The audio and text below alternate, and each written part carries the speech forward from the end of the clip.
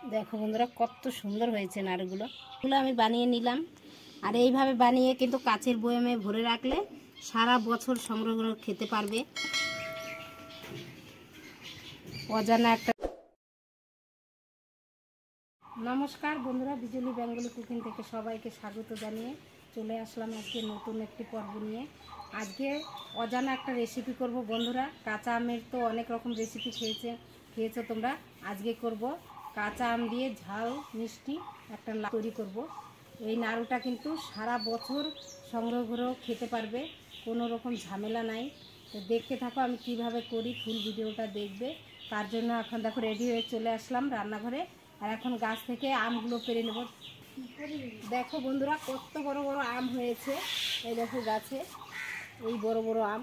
এই আমগুলো এখান থেকে কয়েকটা আম ছিঁড়ে নিব আমি গাছ থেকে।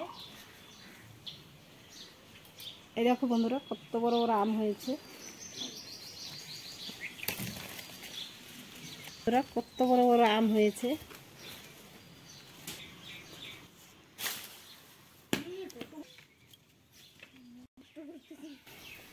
দেখো বন্ধুরা কত বড় বড় আম গাছ থেকে পেড়ে নিলাম। দেখো বন্ধুরা একবারে টাটকা টাটকা আম গাছের থেকে যে পেড়ে নিলাম। এগুলো দিয়েই হয়ে যাবে। অনেকগুলোই আম পেড়ে নিয়েছি। এই দেখো বন্ধুরা আম পেড়ে নিয়েছি। এখানে 8-9টা আম আছে। এই আমগুলো দিয়েই হয়ে যাবে। গাছ থেকে পেড়ে নিলাম। তোমরা বাজার থেকেও কিনে আনতে পারো। বাজারও এখন প্রচুর আমের দাম কমে গেছে আর প্রচুর আম পাওয়া যায়। একবারে আমের সস্তা এখন। বছর সংগ্রহ করে খেতে পারবে, কোনো রকম নষ্ট হওয়ার ভয় থাকবে না। ফ্রিজেও রাখতে। গাছের টাটকা আম দিয়ে বানিয়ে দেখাবো তোমাদের সঙ্গে এখন।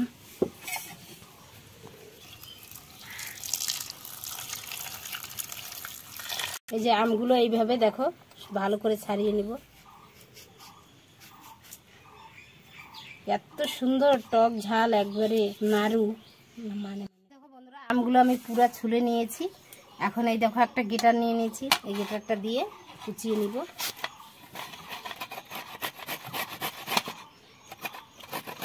দেখো বন্ধুরা আমি কিন্তু একটু লম্বা লম্বা করে এই যে এইভাবে কুচিয়ে নিয়েছি।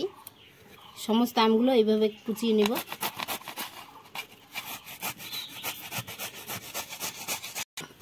দেখো বন্ধুরা সমস্ত আমগুলো কিন্তু আমি এই দেখো লম্বা লম্বা করে কুচিয়ে নিয়েছি এইভাবে। এখন এর মধ্যে সামান্য একটু লবণ দিয়ে দিব। এই যে একটু লবণ দিয়ে দিব, দিয়ে এখন ভালো করে মেখে নেব।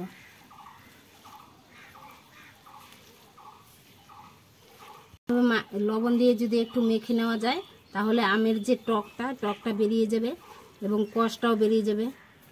টক ভাবটা লাগবে না, টকটা লাগবে না। আর কতটা জল ছাড়বে দেখবে, কষটা বেরিয়ে যাবে একবারে।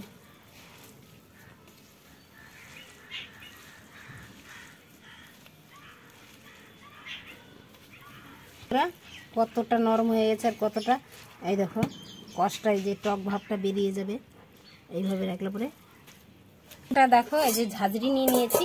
এর মধ্যে আমগুলো দিয়ে কষটাকে বের করে নিব একটু ধুয়ে, তাহলে টক লাগবে না কিন্তু। দেখো বন্ধুরা এইভাবে করে একটু ধুয়ে নিতে হবে, তাহলে আমের কষটাও বেরিয়ে যাবে আর টকটাও লাগবে না।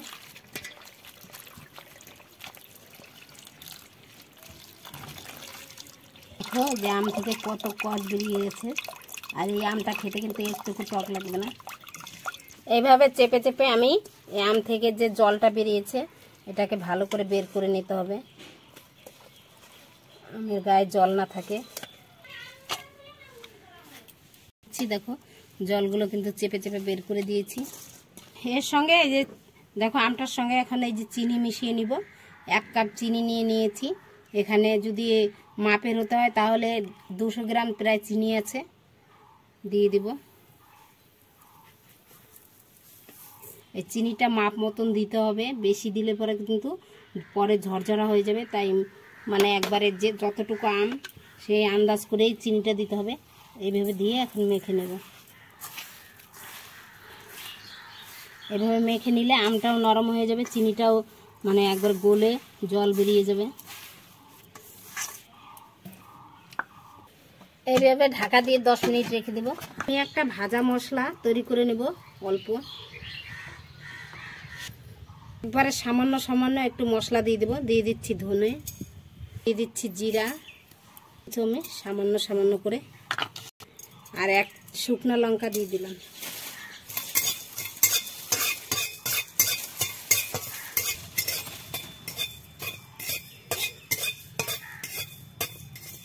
এই মশলাটা দিলে কিন্তু দারুণ একটা টেস্টি লাগবে বন্ধুরা, ঝাল ঝাল মিষ্টি মিষ্টি, খুব টেস্টি নাড়ু। একটু গুঁড়ো করে নেব। এই মশলাটা কিন্তু একটু মিহি করেই গুঁড়ো করতে হবে। দেখো বন্ধুরা, একবারে গুঁড়ো করে নিয়েছি আমি। কতগুলো জল বেরিয়ে গেছে, আমার চিনিটা কিন্তু গলে গেছে। আর এই দেখো জলও বেরিয়ে গেছে, কত জল। চিনিটা গলে একবারে জল হয়ে গেছে। কয়েকটা মশলা মিশাবো। দিয়ে দিচ্ছি সামান্য একটু হলুদ গুঁড়ো, দিয়ে দিচ্ছি এই যে কাশ্মীরি লঙ্কার একটু গুঁড়ি কালারের জন্য দিব। এই যে ভাজা মশলাটা দিয়ে এখন ভালো করে মেখে নেব।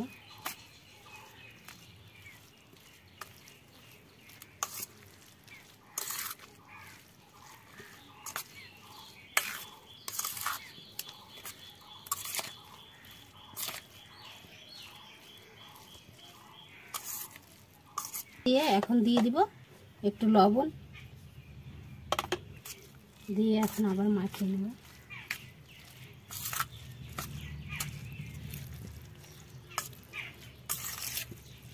এই যে দেখো কড়াই নিয়ে নিয়েছি, উনানটা কিন্তু জ্বালিয়ে দিয়েছি। কড়াইতে ঢেলে নেব। এইভাবে ঢেকে দিয়ে আমি 2-3 মিনিট ঢেকে রেখে দেবো, তাহলে আমটা কিন্তু সিদ্ধ হয়ে যাবে। এই যে হয়ে গেছে বন্ধুরা, দেখো 5 মিনিট। দেখো কত সুন্দর একটা কালার আসছে, আর আমটাও কিন্তু সিদ্ধ হয়ে গেছে।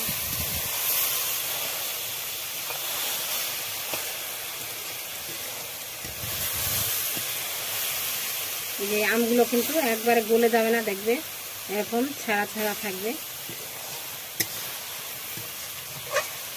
এরকম নাড়তে নাড়তে যখন একটু আঠালো ভাব হয়ে যাবে, তখন নামিয়ে দিলেই কিন্তু হয়ে যাবে নাড়ুটা।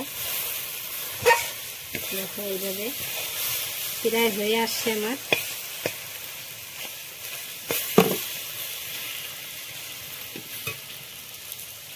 এর মধ্যে দিয়ে দিব এই যে একটু ভিনিগার, মানে সারা বছর সংগ্রহ করে রাখতে পারবে। ফ্রিজে রাখতে হবে না, কাঁচের বয়মে রেখে দিলেই কিন্তু সারা বছর ধরে থাকবে, নষ্ট হবে না।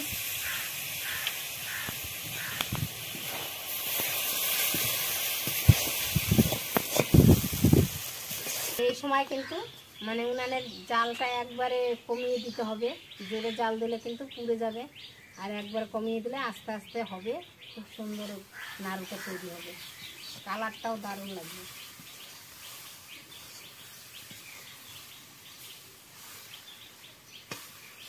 নাড়ুটা কিন্তু হয়ে গেছে, এখন নামিয়ে ঠান্ডা করে নেব। দেখো আমার কিন্তু আমগুলো গলে যায়নি, এই দেখো ছড়া ছড়া রয়েছে।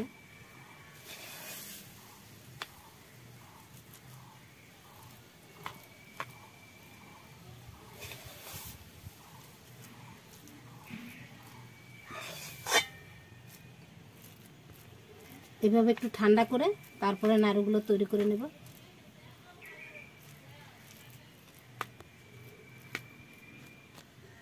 এর থেকে চিনি বেশি দিলে কিন্তু যখন ঠান্ডা করতে যাবে তখন একবারে মানে ছড়া ছড়া হয়ে কিন্তু পাকবে না। তাই চিনিটা ঠিকঠাক মাপ মতন দিতে হবে, তাহলে নাড়ুগুলো সুন্দরভাবে তৈরি হবে।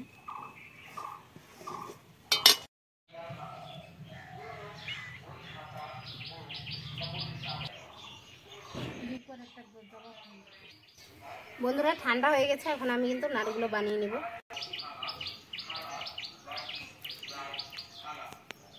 দেখো বন্ধুরা কত সুন্দর নাড়ুগুলো হয়ে গেল কিন্তু।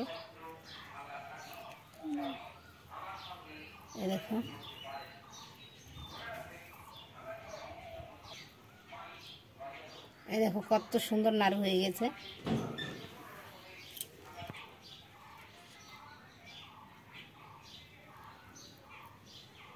দেখো বন্ধুরা কত সুন্দর হয়েছে নাড়ুগুলো। দেখো সমস্ত নাড়ুগুলো এইভাবে বানিয়ে নিব। দেখো বন্ধুরা সমস্ত নাড়ুগুলো আমার তৈরি হয়ে গেল। তৈরি হয়ে যে সাজিয়ে নিয়েছি।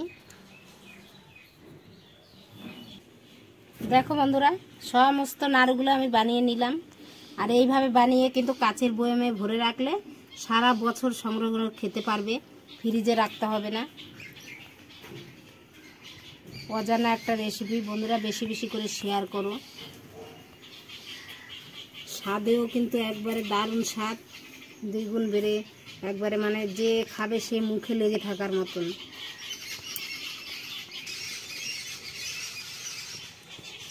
দেখো বন্ধুরা সমস্ত নাড়ুগুলো আমার তৈরি করে নিয়েছি।